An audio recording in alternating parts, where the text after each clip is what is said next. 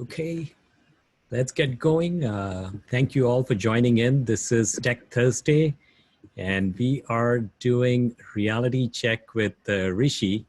And this is, we have a very special guest. We'll be talking about a bunch of technology stuff and the changing landscape of Silicon Valley in terms of the coronavirus, which is what we have been talking on Thursdays.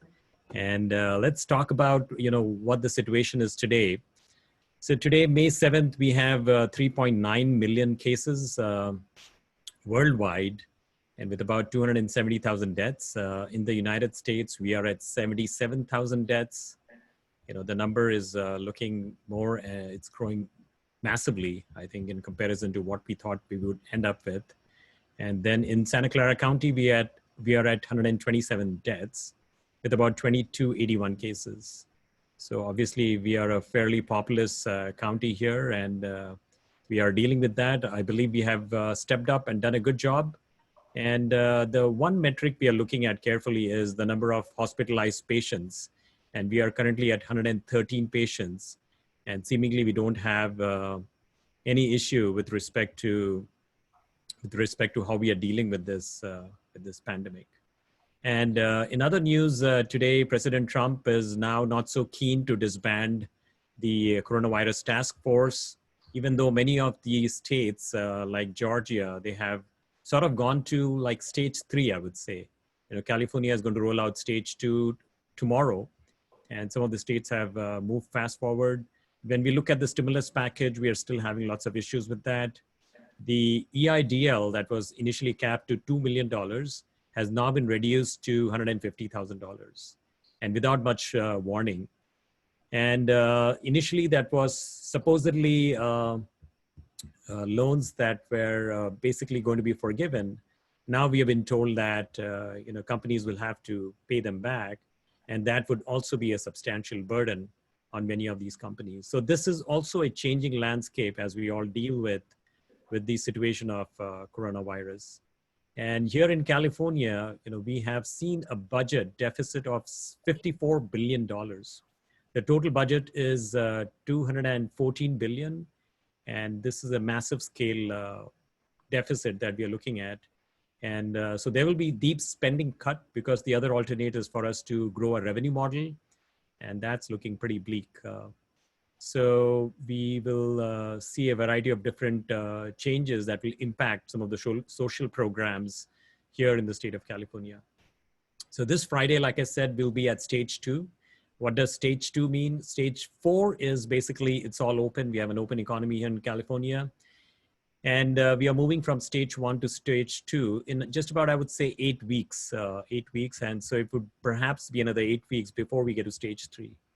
And, by loosening, what we are essentially talking about is books and clothing, music, sporting goods store, as well as even florist, right in time for Mother's Day, would actually get a chance to be open. And we have laid out a process where some counties in our state that were not as impacted might be able to go to a stage 3, for example. So those are options that Governor Gavin Newsom is providing. And restaurants and bars will remain closed, but essentially carry out will be permitted. And shopping malls and offices will also remain closed, even though we see that some of the offices in Silicon Valley are sort of are getting back and in some sort of like a phased rollout in terms of who shows up when at these companies. And California is currently rolling out a contact tracing program, and apparently it's going to be manually run because we are looking to hire and train people for it. And even though Google has an app that makes the contact tracing a little bit easier, so I don't know why we are looking at this other option.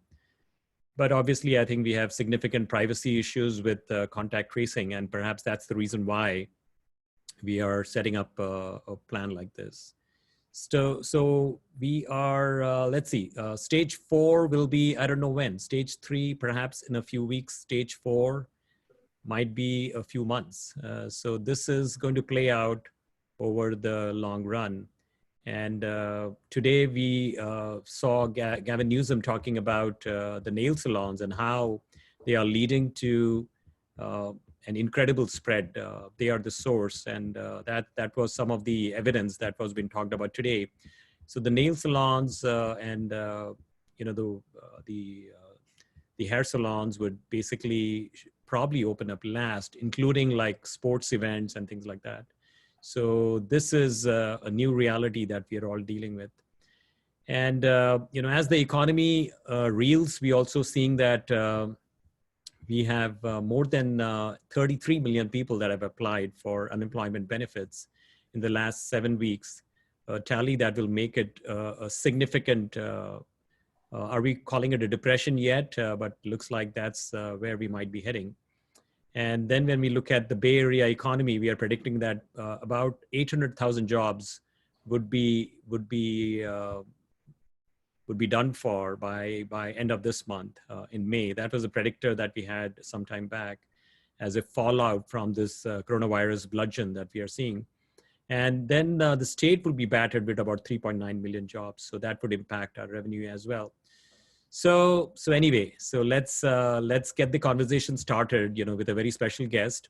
So we have today, we have delighted to have Rohit Ghai, and he's the president of RSA. It used to be a Dell Technologies business, and there was a recent change. We'll talk a little bit about that. And they were focused on, Rohit's team is focused on helping customers manage digital risk through business-driven security solutions. And he is often a speaker at different forums. He is cited in broadcast as well as print medias on topics like data privacy, content management, information governance, digital risk, and cybersecurity. And he recently served as Dell EMC's Enterprise Content Division President. And he joined Dell EMC in December 2009. And he also has had some prior leadership stints in Symantec, in Computer Associates. He holds a master's degree in computer science from the University of South Carolina and a bachelor's degree in computer science from the Indian Institute of Technology, which is Roorkee. So welcome, Rohit. How's it going? How are you today? Thank you for having me, Rishi. I'm doing very well. Thanks for hosting me. So, one of the first things I always like to hear about is, we are all hunkered down at home, and we are all sort of dealing with this new reality, and we are making adjustments. So how are you pivoting, in terms of a personal life or perhaps at work? But how are you dealing with this, the shelter in place and with all the challenges that it's imposing upon us? Absolutely. So look, the transition, being in the tech company, the transition on the work front was pretty seamless. We were part of Dell Technologies and are still part of Dell Technologies. As such, we have a connected workforce strategy whereby we are able to usually work pretty effectively remotely. The only challenge on that front is, I guess, Zoom fatigue is the new term they're coining. We are back-to-back Zoom meetings. So in a physical environment, you typically at least get some spacing between meetings or some kind of, physical interaction. So now it's all virtual, all back to back. So that's on the work front.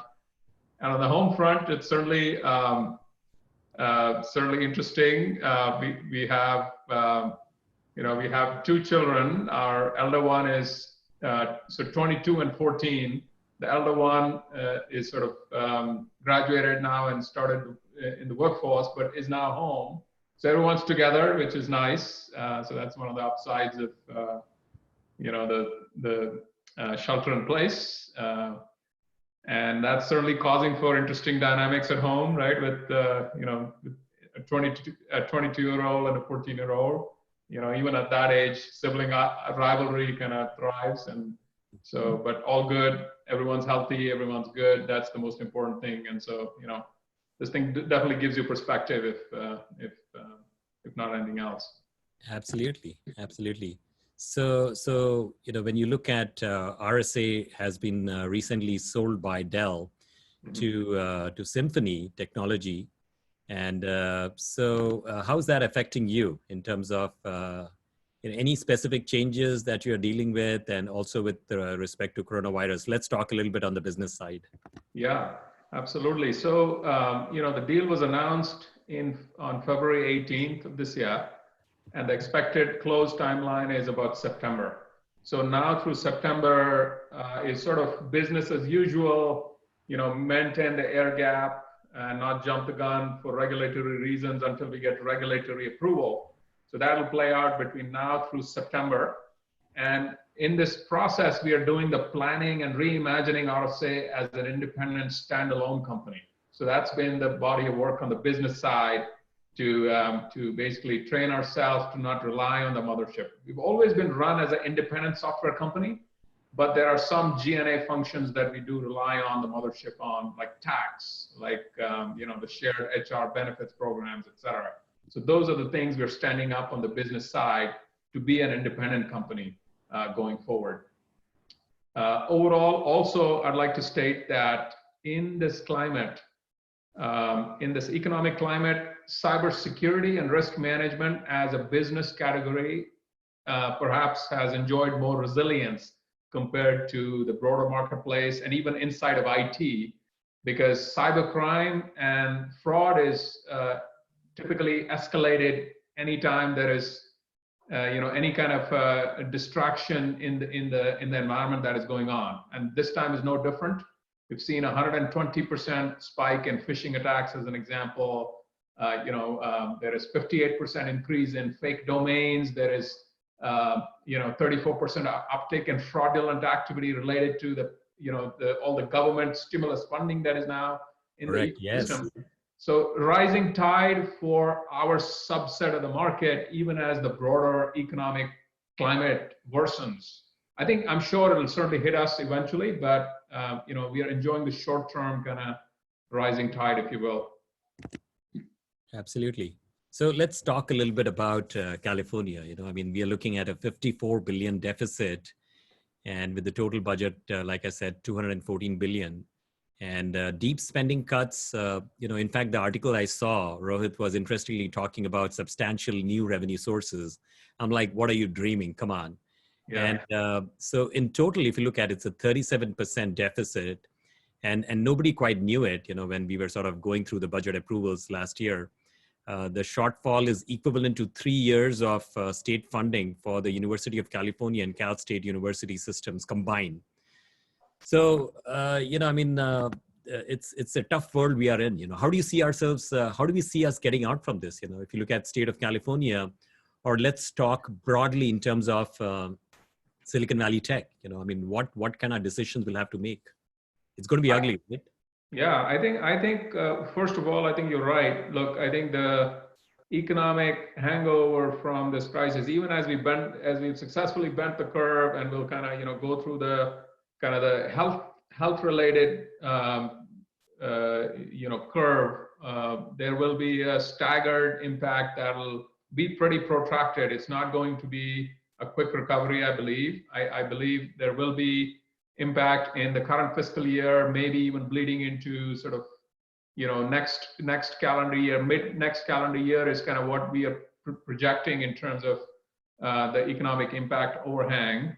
And as such, everyone needs to hunker down. I think managing cash is a competency that will be vital for all companies, regardless of size.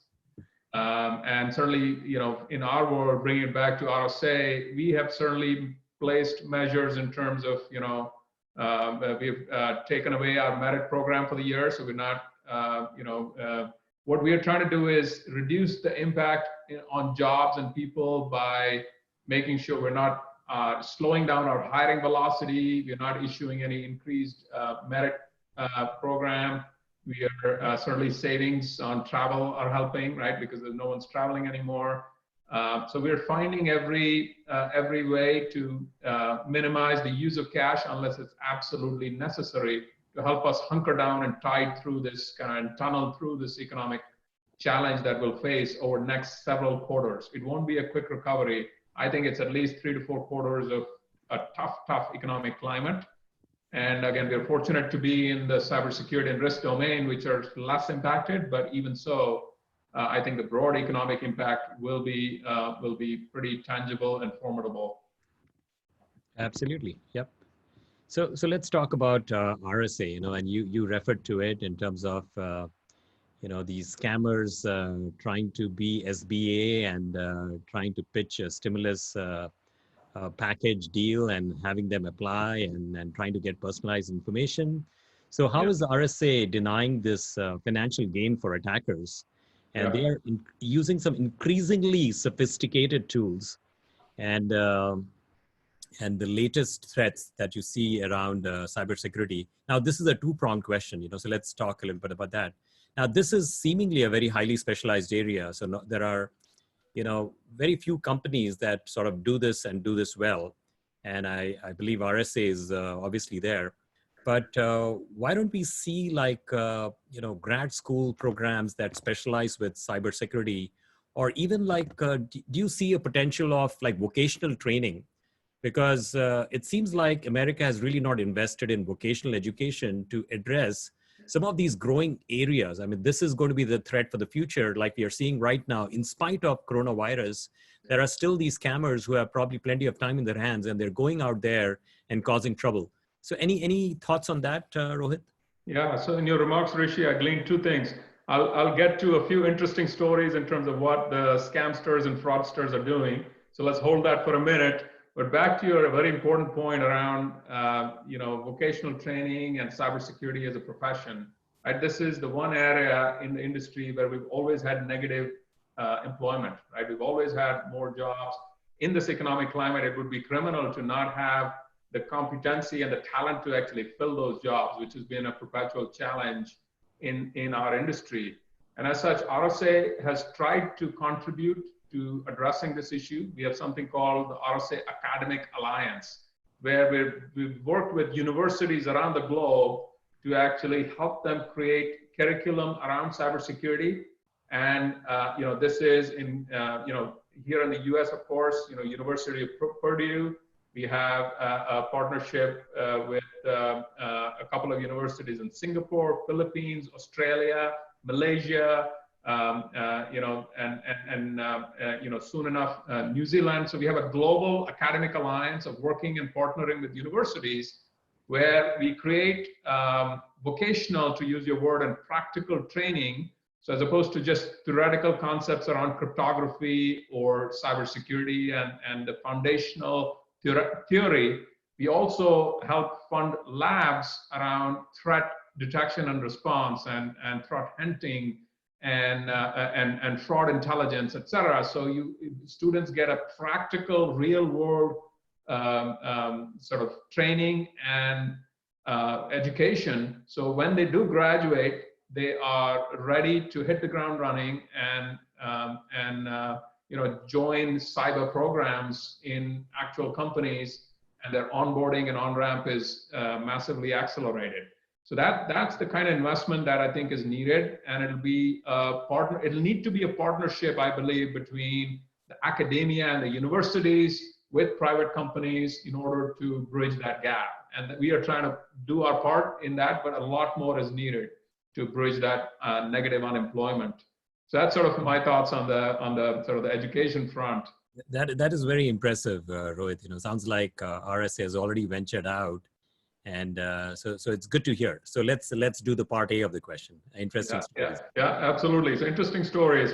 So look, there is a lot of sophisticated threat actors, to your point earlier, that are using very advanced technology to perpetrate cybercrime. But in this time, in the time of the pandemic, and in time of any social disruption, social engineering-based attacks tend to rise, which are not technically sophisticated, but socially very sophisticated.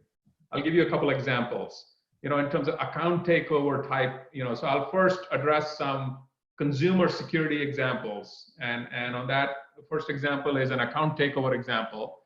So the story is a colleague's nephew, a 12-year-old. Fraudsters realize that a lot of the school-going kids are now at home. There is a lot more online gaming. Students are spending a lot more time on online gaming.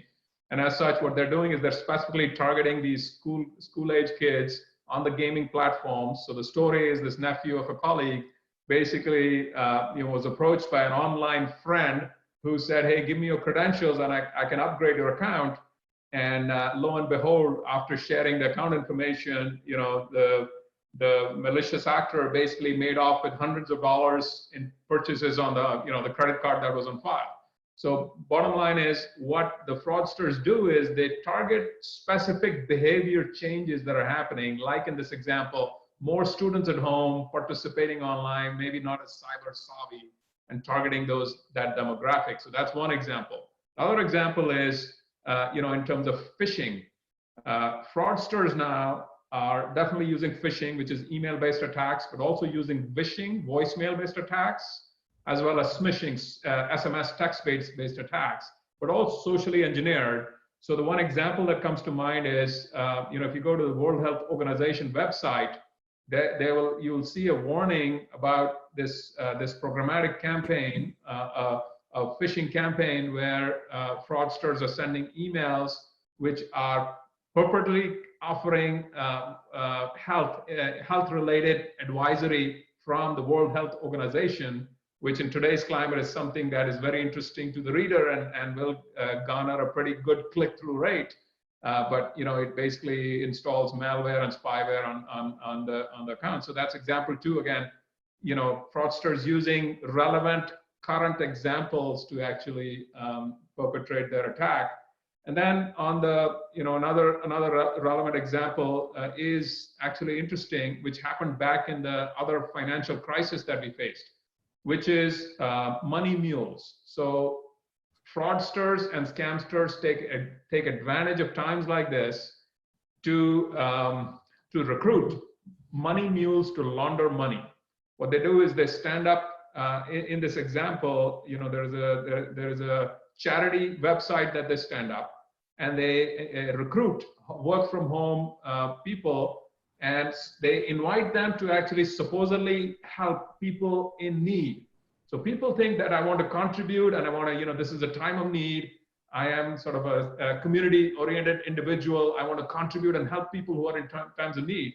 And this scam basically takes advantage of very well-intentioned, good people who want to help and use them as money mules to physically take cash from point A to point B, and thereby launder money, as an example, right? So these are three examples of how, in the consumer domain, using social engineering, not technically sophisticated techniques, scamsters and fraudsters are perpetrating cybercrime, right?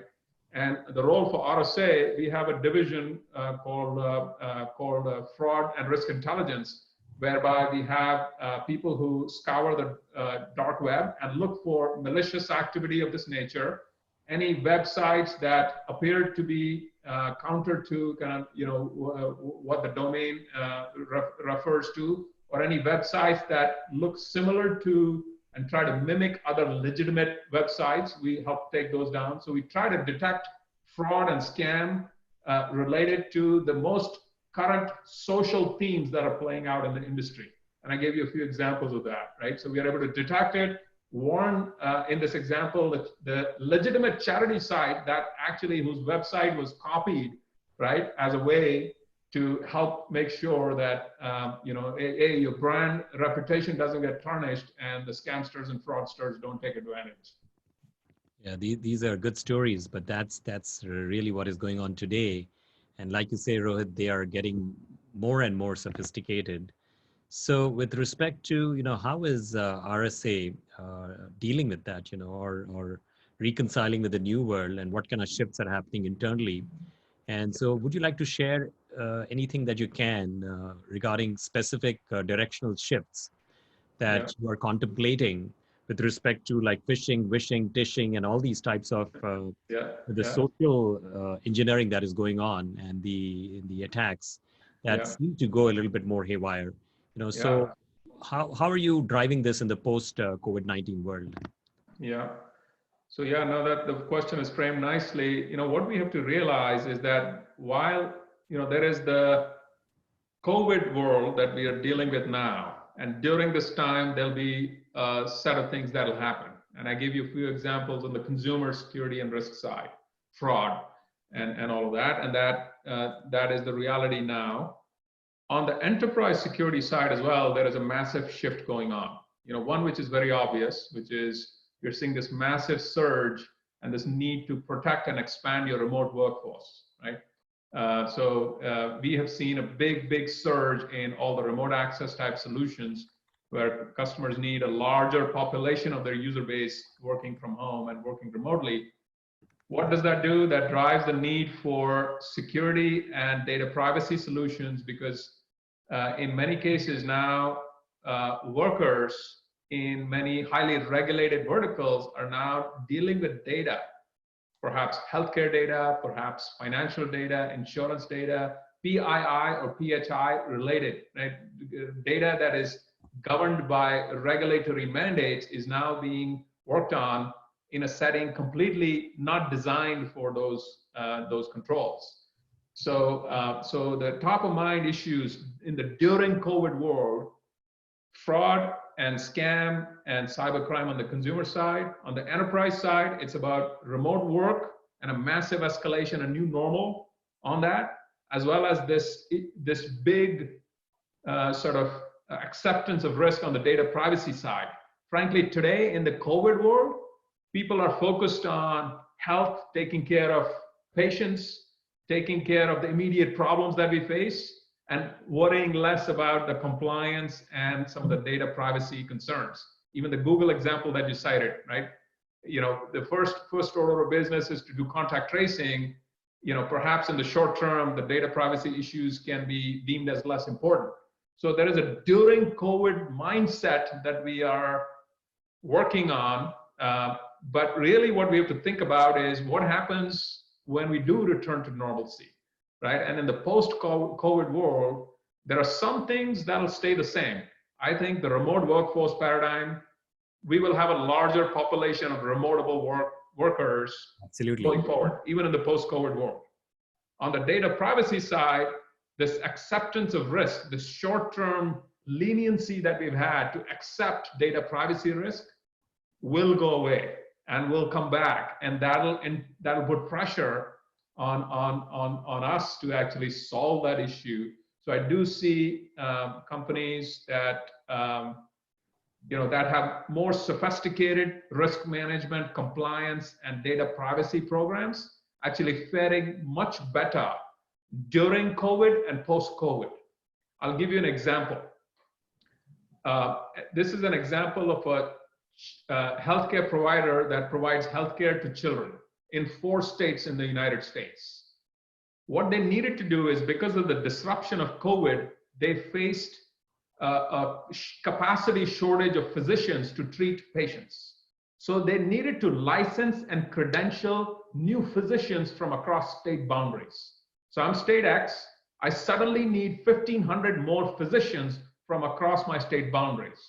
I need to credential them, I need to validate their licensing, I need approvals from the chief medical officers of these 4 states in order to allow that to happen in a auditable and a compliant way. So I need a digital system to do this. And this customer of ours had the risk program and an integrated risk management strategy that allowed them to do this in a compliant way in the very compressed timeline that they needed to do so. So even things like compliance and audit and regulations in the digital landscape need to be able to cope up with these short-term surges in demand. And in this example, this is what they had to do. And this is what allowed them to actually provision those 1,500 physicians in the time frame that they needed to cope with the bending the curve and the massive shortfall of frontline worker capacity that they faced. So my point is that the organizations that have a digital program for managing risk, compliance, and cybersecurity are going to do much better during COVID and in the post-COVID world. And sounds like RSA has built out a pretty resilient solution in the end, and hopefully your portfolio will only grow over time as we see more and more of these types of attacks. There are a couple of things from our audience here. So let's go to Rishi Yadav, who has a pretty interesting story to share about phishing as well. So All right. Rohit, as you were talking about the smart, these frauds versus the dumb ones, right? So a few days back, I got an email from the person I bought the commercial building from, where Rishi Kumar's office is also headquartered. And that guy said, Rishi, how are you doing? Hope things are well. These are tough times. Get back to me. I have a quick favor to ask. So I said, whatever his name was, I said, I mean, I'm doing good. How are you doing? And all those things. So he said, yes, I'm doing good. And can you buy me iTunes gift cards? Now you think about it. I mean, somebody who sold a commercial building, right? And suddenly he's asking, and then what I noticed was that it was, so the email I was dealing with was, I think, his first name at yahoo.com, and somebody created his first name at gmail.com. But the fall was so much, right? I mean, on one side, it was like, somebody who owns a lot of commercial real estate, and that person is asking, and I said, maybe he must be checking, right? That, it's been a few years, and then suddenly he was like, can you please get me some iTunes gift cards?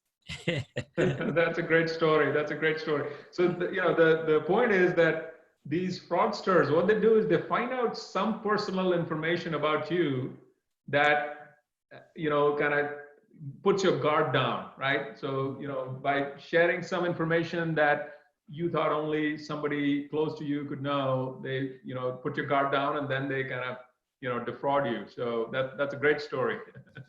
And if you look at, how many people in the United States actually fall for that trap, right? I mean, I've heard of so many stories where they actually go and purchase the Target gift cards, and they actually go and hand it off to people, right? I mean, so that's the nature of what's going on. There's one, we have another IIT Roorkee alumni, and that's Manoj Goyal, who's also joined us. So Manoj has an interesting story as well. Hey, Manoj, good to see you virtually. Good to see you guys. Thanks, Rishi and Rishi team. No. So this morning I got you were saying SMS ishing, saying, hey, $1,200 COVID relief. It will go directly to your Venmo account. Click here to log in. Of course, I already got the check in my bank account, so I didn't click. Yeah. And Rohit, on your University Alliance, if you need help with any Indian universities, IITs in general, I know several directors. I can get you partnered with them. Well, that'll be great. I will definitely reach out, and let's do that. I did drop you an email 2-3 days ago. Haven't heard back. I'll dig it up, and we'll connect. Thank you. That's great. Thanks, Manoj. So that brings me to the next topic. When we talk about resiliency, Rohit, you were referring to that. So let's talk about the new digital transformation world. It's been ongoing for quite some time. It's essentially magnifying the enterprise risk and new transformative technologies like, for example, machine learning, or a multi-cloud, multi-tenant cloud environment, robotics, and other digital transformation initiatives. So what are some of the key considerations with enhancing the security in infrastructure, that an area that is getting highly complex, right? How do you approach this to sort of, roll out a solution that is simple to deploy, simple to implement, but at the same time is providing the bang for the buck? Yeah, I think this is a very complex challenge as the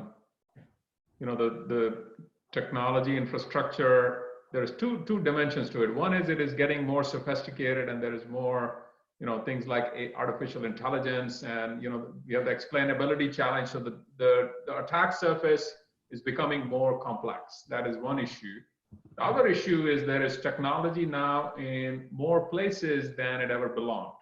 So there is also, so there is increasing in depth in terms of the sophistication, but breadth in terms of where technology now lives. I cite the example, to use the words you used, Rishi, digital risk, right?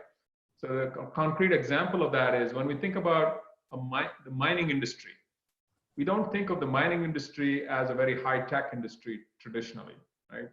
We think about mining as, having this big hauling equipments in mining ore in some mines in some, remote location. And then we do think about the need for communication. So they've been instrumented for communication of data and all of that. The back office has all been instrumented. The front office has been instrumented, but the core business operations of actually mining and hauling was traditionally not digitized. So the story is, I was talking to the CEO of a mining company in southwestern Australia. And he says, Rohit, when I think about my risk register about a decade ago in my core business, I would worry about things like the safety of the human driver in the mines that was hauling ore from the mines over to the transportation area. So the safety of the human driver was the risk, and environmental risk. As we mine, we wanted to make sure we don't contaminate the environment. Those were two top of mind risks for me. Today, in the same mines, 75% of my trucks that haul that ore are actually autonomous. There is no human, so there is no safety aspect. So what I worry about today is the weaponization of those trucks. So, and those trucks actually getting compromised because while we've instrumented security into PCs and laptops and on things like that, things like autonomous cars or autonomous trucks, etc., we haven't thought about them as being part of the attack surface. And as such, we have let a guard down, and as such, the cyber criminals can actually inflict a lot of damage, and they can weaponize the truck not to create, not just to damage, but to actually demand ransom, right? So you can say that, hey, I will decapitate your fleet, and I'll put your operations out of business for 3 weeks, which is tantamount to several $100 million unless you pay me ransom, right? Yep. So those are the types of things. Those are the types of possibilities, and the way to mitigate that is to take a risk orientation to cybersecurity, which means traditionally what we've done is we've taken a technical approach to cybersecurity, which means we've said, hey, here's sort of, here's a PC, here's the tech stack, here's the kind of 7-layer OSI stack, what can go wrong, and here's the technology that we need to protect it. So all that is good, but what we forget is that the bad guys have all the same technology that we, the good guys, do. They're also very technically sophisticated. So we need to take a business risk-oriented approach to figure out what the crown jewels of an organization are, and spend time and money and energy and technology to protect those. So you cannot take a peanut butter strategy to protect everything in your environment, because that is wishful thinking. You can never protect everything. You have to focus on protecting your crown jewels first before you do anything else. That's what we call business-driven security, or a risk-based cybersecurity strategy. And that's what we talk to, when we talk to chief risk officers, CISOs. That's what they are thinking about, right? That's, they're interested in the technical aspects, but they're interested in this kind of understanding what the assets are and what the crown jewels of a company are. Yep, makes a lot of sense. So you look at, the ability to put forth a ransom based upon fleets, or sometimes it's even about data. Sometimes it's basically providing access back into your laptop or your servers and things like that. So, it's getting to be a real problematic area. So that brings me to my next question. So we live in a time essentially where the trust has been broken many times. And if you look at very strict GDPR laws that currently exist in Europe, I think we are in the process of rolling out a few things here in the United States. It's not that strict. And we have been so used to getting notices that, hey, our laptop was stolen from the office, from perhaps a medical doctor, and your data has been compromised, right? I mean, so we have begun to, there is a lack of trust that is emerging with respect to, is everyone equipped to handle our data? And then, let's talk a little bit about contact tracing. And so sometimes I have these connectivity issues. Hopefully you can hear me now. And so with contact tracing, the big deal is about privacy, because, I think we are all sort of reeling with the coronavirus and impact upon economy, upon jobs, and even like health insurance that has been impacted, but we are still sort of hung up or concerned with privacy. and the privacy rights of citizens, and we don't want that to be compromised. So we talk about tools that are needed today, like electronic medical records, that will help obviate some of these future pandemic crises, to have identifying a at-risk DNA pool, for example, right? So these types of solutions will be very helpful. So while technology is a force for good, there are some things that people are concerned about in terms of cyber risk. So how do you see, so sorry, it's a long question, but here is my final ask, which is, how do you see Silicon Valley tech industry evolving to bolster trust and ensure we are moving in the right direction in this new world? I think that establishing trust is very, very important. We can have all these types of solution, but it will sort of be a handicap in terms of us adopting the latest and greatest. I think that is a very profound question, because I think, there is this techlash phenomenon that is going on because of privacy issues, because I think also a concern amongst people about technology disrupting human jobs, right? So there is this techlash phenomenon that is going on, and it is up to Silicon Valley and all the tech companies to make sure they acknowledge that and take it head on. The thing that I always tend to hear about from customers is the issue of data, which you were getting to. If data is the sort of the currency of the digital world, then we have to build technology that implements privacy by design. We will never make systems that are 100% secure, but they should have security designed in, right? So intrinsic security. So I think a lot of organizations are stepping up to this challenge and this realization. There is, if you think about Apple and Google and these types of organizations, they are, definitely acknowledging the data privacy issue, and they take it pretty seriously, and they have data privacy officers and whatnot. So it's definitely, it's not completely resolved, but I'm encouraged with the level of focus and at least acknowledgement on part of the tech companies that this is an existential issue for tech, and as such must be addressed. And I think the regulators are trying to strike the fine balance between, making sure, like, the California CCPA is, I think, a fine step to take a leadership position and say, hey, data is sort of to be treated as value in the new digital economy. And as such, there is a role of the regulator, which will kind of draw attention from the tech companies to pay attention to this, right? For the wrong reasons initially, but the right reasons over time, right? And then there is also, I believe, the role of, the individual. So I think we have to, quite frankly, and policymakers, I would say, we have to, I think, there is some work to do to understand where privacy is more of a religious issue and sort of a, there is jingoism around privacy versus where it's a legit issue.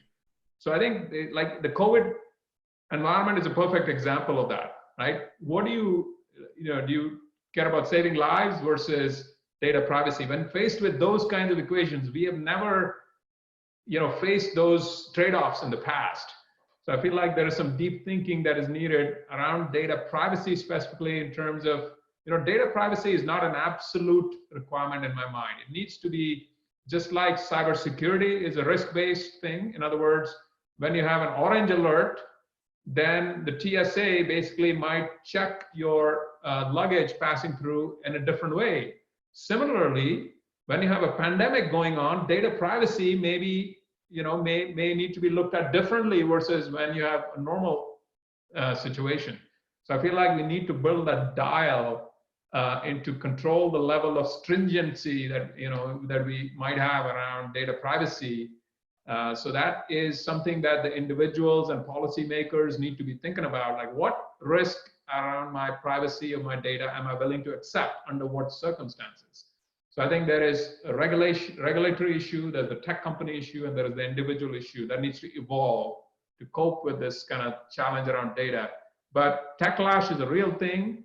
I think companies are beginning to pay attention and And I think I'm a tech optimist. So I believe that, we will do the right things, and in the long term, technology will continue to be a force for the good.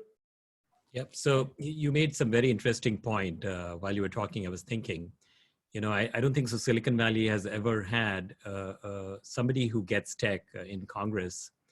And that's the reason why we haven't really rolled out smart policies. I think there is an opportunity for us to protect the people. And, in terms of, my outlook on policy is Silicon Valley has done quite well.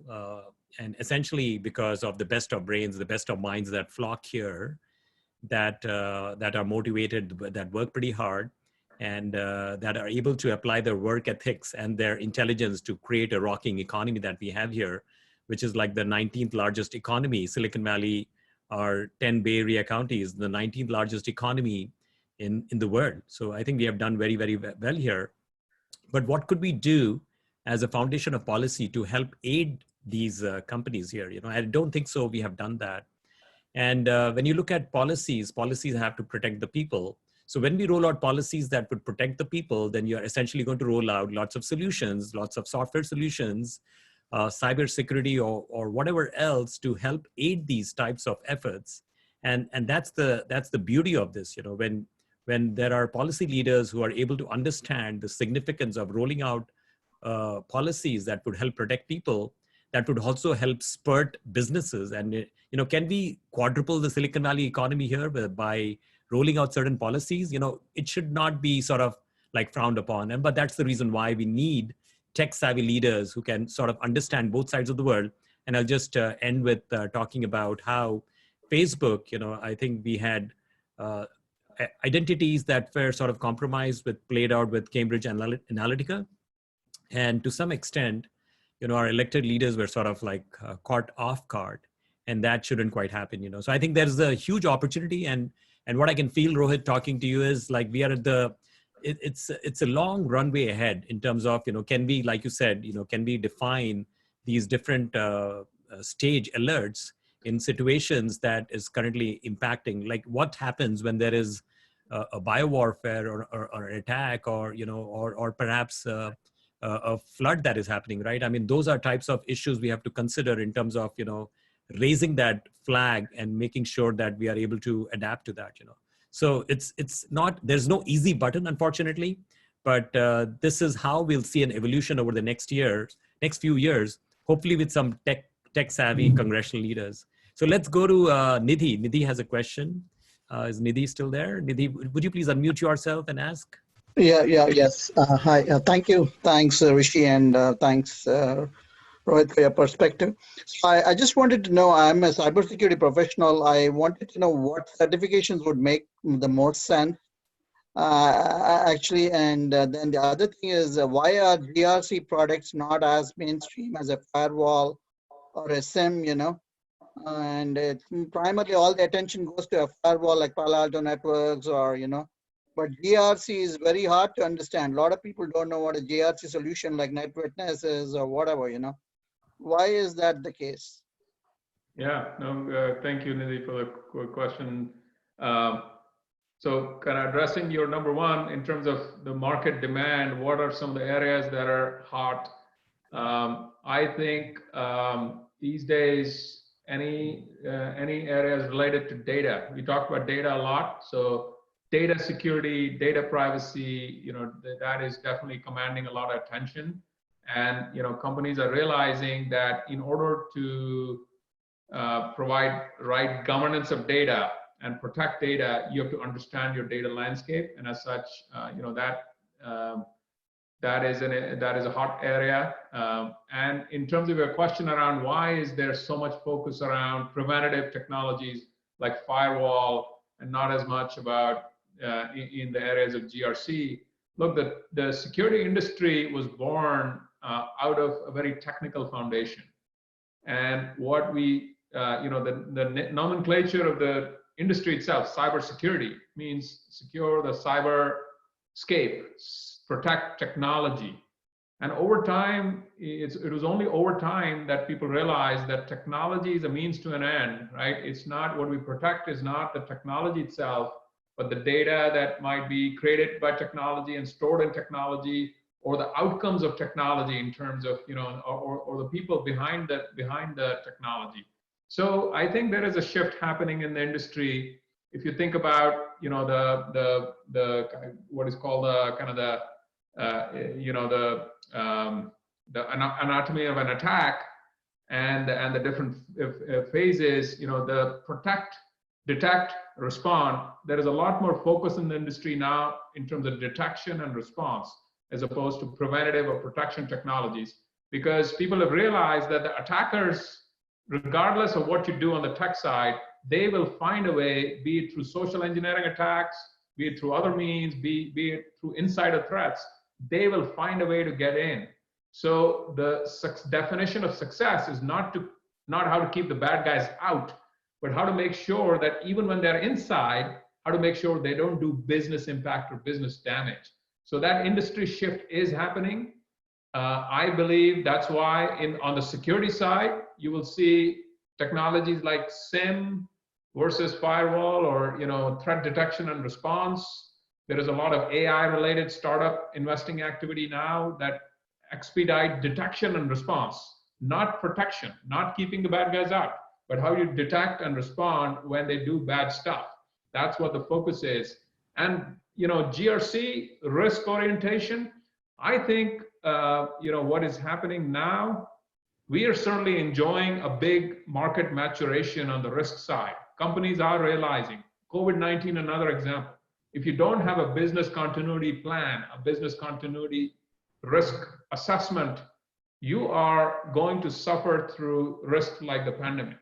And the example I cited around the chief medical officers, that organization, the reason it was successful is because they had an integrated risk management GRC program. So I think the industry is shifting, it's maturing from a technical orientation to a business orientation.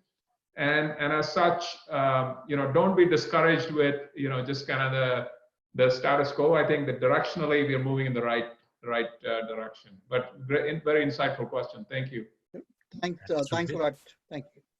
And I've been checking Facebook. We get a lot more folks joining us on Facebook. I don't see any questions there yet. Anyone else would like to jump in and ask Rohit while we have him here? Rohit, hey, thank you for your time. Yeah. Go ahead. Sorry, I was late to the party, so. Dave, I like the elephant at the back. Very nice. Please continue, Dave. Yeah, we're working on updating our logo. It's always trunk up, right? Trunk up brings good luck, but nonetheless, our official logo is trunk up. This is just some background art. In any case, Dave with Info Objects. Somnath, please, I didn't mean to jump ahead of you, so please, if you have a question, go ahead. Okay, thank you, Dev, and thank you, Rishi. A quick question to Rohit. I'm one of the visiting faculties at Indian Institute of Technology, Roorkee. I research primarily on smart manufacturing, industrial IoT, and the Industry 4.0. So I wanted to know your thoughts on Industry 4.0 and industrial IoT cybersecurity, because that is going to be the next frontier, which is extremely vulnerable. Over to Rohit. Yeah, no, thank you for that question. And I agree with you that the edge and both IoT and OT networks are absolutely the next frontier or the target, whichever way you want to see it from the attacker side. They're going to target that area for sure. And we're seeing a big surge in both cyber incidents in IT, IoT, and OT networks, as well as investment and frankly M&A activity related to IoT security. So I'm part of the Dell Technologies ecosystem, and we have an investment arm called Dell Technologies Capital, where we make investments. And IoT security and OT security was one of the areas that we were investing in. In fact, one of our portfolio companies got acquired recently by Palo Alto Networks in this area, because there is definitely, in terms of threat detection and response, you just have to anticipate where the attackers are going to go next. And OT and IoT networks are definitely on the rise in terms of the attention from the attackers. So that's point one. I agree with that. Point two I want to make is that in this market space, especially in OT networks, not as much in IoT, because IoT networks are relatively new. But if you think about OT networks, OT has existed for many, many decades and is now getting connected to IT networks, and therefore now is vulnerable. What that means is that you need to find solutions that work with legacy OT infrastructure and not just new IoT infrastructure. So your solutions have to be instrumented at the gateway level or at the layers that can work regardless of the legacy OT infrastructure that may be behind it. So there is a whole architectural approach that is needed to protect Industry 4.0 and these kind of smart manufacturing, because not all of that is going to be new infrastructure. Some of that will be old OT protocols and old OT networks, and your security solution must cope with both the old and the new. Right? That's the momentous challenge in this industry. I think a lot of investment, a lot of I think innovation is going to happen in this area, and it'll require, I think, collaboration. Just like in IT, it required collaboration between IT infrastructure vendors and security vendors. Similarly, in this case, it'll require collaboration between IoT and OT infrastructure vendors with security companies to really solve the problem holistically.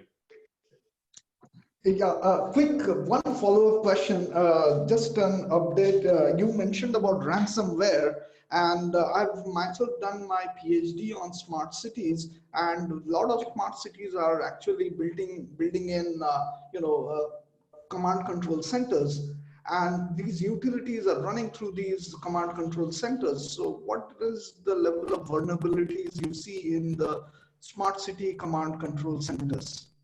No, great question. And I would like to answer this, at my RSA conference session this year, I congratulated the city of Atlanta for kind of digging a win out of a pretty dire scenario. The city of Atlanta faced a ransomware attack. They were compromised. So that was a loss for them. But they somehow were able to figure out a win by not paying ransom to the attackers. And if you think about the attacker, they're financially motivated. So even though city of Atlanta lost in some way because they got compromised, they made sure that attacker did not win by not paying them ransom. So it doesn't have to be a win-lose scenario. Sometimes you can lose, but you can make the attacker lose as well. And the way to do that, by the way, on the ransomware question, is if you think about when and how can they command ransom? They disrupt your business operations. They cannot command ransom just because they got in. They can command ransom if they disrupt your operations. So if you have a good business resiliency program, if you have your data backed up as an example, even if they get access to your data, if you have a copy of your data, they can demand ransom. If they disrupt some piece of infrastructure, if there is a way to provide a backup capability somehow and not have your operations be disrupted, then they can demand ransom as well. So the way to defeat ransomware is not by building technology that keeps the bad guys out, because that is wishful thinking. The way to avoid ransomware is by having business resiliency in your systems and processes so you don't get disrupted despite the cyber attack. So that's the design thinking that is needed in smart manufacturing and smart cities and all of that, to build business and resiliency in the design so you're not vulnerable to ransomware. And Rohit, if I may add to that, essentially you look at Apple, they have created the time machine, so you're constantly backed up. And in case you lose your laptop, with a simple click, you can essentially erase all that data, right? So this is how, they have created a pretty good system to protect our data. And I think every enterprise needs to look at, just like how you articulated, they need to look at options like these. So let's go to Dave Eddings. Yeah, hi again. Guy with the elephant in the background here. Not the elephant in the room, elephant in the background. In any case, these points are just near and dear to me, and it's really interesting hearing everybody's perspective. Obviously, data is at the forefront of a lot of what we do as a company, InfoObjects. We're focused on big data solutions. But as it relates to security, it really intrigues me, right? I mean, something you bring up really kind of makes me think through how things work today in traditional setups, outside of technology. When it comes to how we protect ourselves physically and through other matters, there's always some sort of an audit trail, right? Whether it be through the process of the police that monitor situations, and then there's kind of taking action on bad actors. And to your point, Rohit, I think bad actors are never going to go away. I mean, history has proven that. So what are the things that RSA is doing, or the things maybe you foresee as an individual, as a leader, a thought leader in this space, that might kind of help in this particular area? I mean, I'll give you something in my particular opinion. I see that blockchain technology is certainly something that could lend itself well to helping us in this particular space of security. What are your thoughts? Yeah, I think in terms of the blockchain and distributed ledger technology that can keep sort of a immutable audit trail, if you will, and something that you can rely on, that I think is a great solution in terms of ensuring kind of watching the tracks, or ensuring you can, in a forensics basis, figure out if something got tampered or something got something is awry or anomalous relative to sort of data type attacks, right? So I think it's a great tool to in terms of designing some kind of resilience into data solutions. So it's I think of it as more as intrinsic security that you're designing in your data architecture that gives it more resilience and more detection capability, as opposed to a security solution where you're thinking about kind of automating the detection and response. So, but that's a perfect example of how the infrastructure offerings can become more resilient. It's a dual job, right? One is reduce the attack surface, which your example is a great example of, right? The data stack that uses technology like that reduces the attack surface. And then our security and risk solutions have to assume that despite that, somehow the bad guys might still get in. And how do you kind of detect that very quickly and respond to it very quickly, right? But if the stack is more resilient and uses technologies like you were articulating, then it makes the job of the security solutions much easier, right? So it's a collaboration between the IT stack and the security stack really working together. Yeah, I agree. Yeah, the audit and the consensus mechanism as well, right? Absolutely. Yeah, absolutely. Super. It was really nice. We had some really good questions, a good conversation here with Rohit. Rohit, here's my final question. When you look at the current landscape, and we, obviously we are talking a little bit about coronavirus, what are, as a business leader, you have led companies, you have, sometimes it can be a roller coaster ride, but you have done well. You have essentially made sure that, your team is succeeding. What's that feedback, advice that you would like to give to our companies here in Silicon Valley as we ride through the storm? And we don't know how long the storm will stay, but any specific feedback and ideas that you would like to provide? My feedback or thoughts are perhaps very simple, but the way I think about it is, in a time of uncertainty, there are two things you have to keep front and center. Number one is be grateful for the things that you have. Things like your customers, your talent, and the things that you be grateful for the things that are valuable to you, that can keep you centered. And the second is focus on what you control and not worry about the things that you can't control. So by if you use those two sort of mindsets, I think you can get through uncertain times in a much better fashion than otherwise. So that's my advice to all business leaders, coping with this uncertain time that we live in. Yeah, I saw one of the recent TED Talk series, and the net to net it out. It was about the adaptability and how we need to stay adapted. And the classic cases of this guy who invented a bike that he was riding, but the left would go right and the right would go left. And essentially you have to unlearn and then you have to learn again. So, it sort of is wiring our brains slightly differently. And as we deal with coronavirus, we have to unlearn a bunch of different things, and we have to learn in the context of a new world. And that's the challenge that we all have. A great conversation today, Rohit.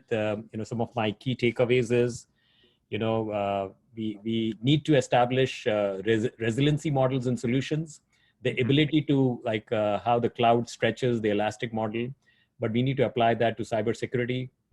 There's a lot more work that needs to be done. We need to look at different policy solutions, policy agenda in terms of how we can bolster these types of offering to protect the American people. When you look at the world of phishing, vishing, tishing, it's creating a lot of complexity. And at the same time, we need to ensure that we are providing an educational framework with vocational education, or even like grad school education in US universities to ensure that we are able to deal with the realities of a new world. So Rohit, I really appreciate you spending time with us today, and really enjoyed the dialogue. So enjoy the rest of the evening. Thank you for joining us. Thank you for having me, and thanks everyone for joining. Great conversation. Have a great rest of the. Thank you. Thank you all. Okay, bye.